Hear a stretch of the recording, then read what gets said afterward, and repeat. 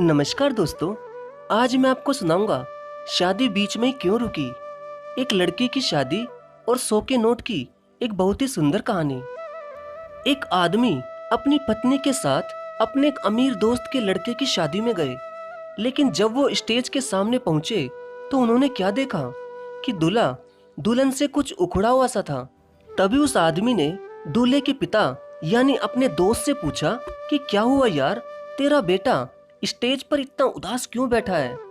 तो दूल्हे के पिता ने कहा कि यार क्या बताऊं, लड़की के बाप ने दहेज में शाम को 5 बजे तक 6 लाख रुपए देने का वादा किया था, लेकिन अब तक भी वो पैसों का इंतजाम नहीं कर पाया।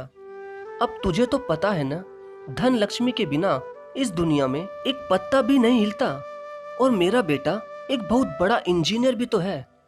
पैसों का इंतजाम नहीं किया तो मैं ये रिश्ता तोड़ दूंगा। ये सुनकर दूल्हे के पिता के दोस्त को बहुत बुरा लगा।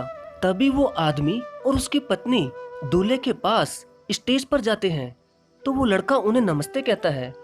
स्वभाव से वो दूल्हा उसके पिता से ज्यादा समझदार दिख रहा था। तभी उस आदमी ने दूल्हे को एक 100 रुपए का नोट दिया और दुल्हन के सामने ही उससे कहा कि बेटा, इस 100 रुपए के नोट को पैरों तले मसल कर या फाड़ कर फेंक दो। तो दूल्हे ने कहा कि अंकल, आप मेरे पिता के दोस्त होते हुए भी मुझे ऐसी सलाह दे रहे हैं। हम पैसों को लक्ष्मी मानते हैं और लक्ष्मी को हम फाड़कर या मसलकर कभी नहीं फेंक सकते।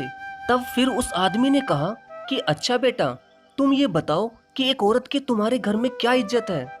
तो दूल्हे ने कहा कि अंकल, हम एक औरत को घर की महालक्ष्मी मानते हैं। तो उस आदमी ने कहा कि बेटा, एक कागज की लक्ष्मी का इतना मान सम्मान, और जो लड़की तुम्हारे साथ कंधे से कंधा मिलाकर पूरी जिंदगी दुख सुख में तुम्हारा हमेशा साथ देगी और साथ में वो तुम्हारा वंश भी आगे बढ़ाएगी, आज तुम खुद उस लक्ष्मी की पैरों तले दबाकर उसकी बेइज्जती कर रहे हो, और आज तुम थोड़े से पैसों के लिए ही पूरी शादी रुकवा कर बैठे हो।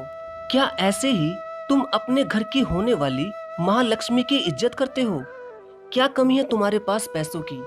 अरे बेटा, पैसा तो आता जाता रहता है, मगर किसी लड़के की इस तरह शादी के बीच में लाकर उसकी बेइज्जती तो मत करो। और हाँ बेटा, मेरी एक बात भी जरूर याद रखना, आज तुम 6 लाख रुपए मांगकर इस लड़की के साथ ऐसा कर रहे हो, मगर हो सकता है एक दिन तुम्हारी बहन या तुम्हारी बेटी के साथ भी ऐसा ही हो। समय का कुछ भी नहीं पता होता बेटा, कब बदल जाए ये तो उस ईश्वर के हाथ में ही होता है। जैसा करोगे वैसा ही भरोगे। उस आदमी की ये बातें पीछे से दूल्हे का बाप भी सुन रहा था।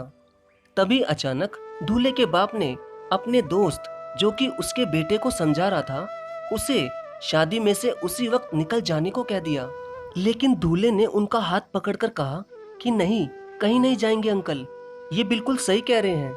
किसी गरीब से दहेज मांगकर हम एक महालक्ष्मी की बेइज्जती कर रहे हैं, और इतनी देर तक हमने ये शादी रुकवाकर बहुत बड़ी भूल की है, और अब मैं लड़की के पिता से 1 रुपया भी दहेज नहीं लूंगा। तभी वो उस आदमी से थैंक्स कहता हुआ ये कहता है कि अंकल जी, आपका बहुत बहुत शुक्रिया मुझे ये सब समझाने के लिए। और फिर वो दूल्हा सबके सामने दुल्हन और उसके पिता से हाथ जोड़कर माफी मांगता है। फिर थोड़ी देर में दूल्हे का पिता भी मान जाता है, और फिर बड़ी धूमधाम से दूल्हा दुल्हन की शादी हो जाती है।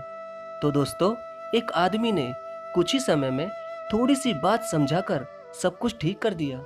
लेकिन दोस्तों, ये बात हम सबको खुद से ही समझना होगा, तभी तो एक दिन आएगा जब कोई भी दहेज का नाम भी नहीं लेगा। इस बात से आप लोग सहमत हैं या नहीं, ये सब आप प्लीज मुझे कमेंट में जरूर बताना। धन्यवाद।